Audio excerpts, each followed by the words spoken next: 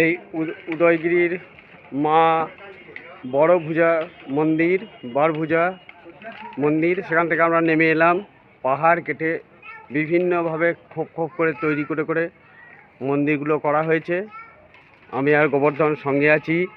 এই যে গোবর্ধন আছে, গোবর্ধন মন্দিরের এখানেই রয়েছে। এবার আমরা এখান থেকে আস্তে আস্তে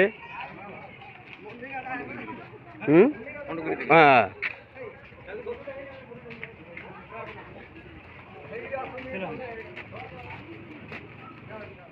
উদয়গিরি পাহাড়ের চূড়ার ওপর থেকে পুরো পুরী টাউনশিপ,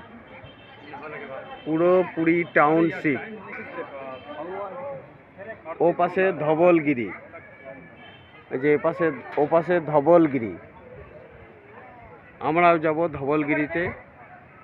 ও পাশে রাস্তার ও পাশে পেরিয়ে ধবলগিরি, এই যে ধবলগিরি, পুরী টাউনশিপ।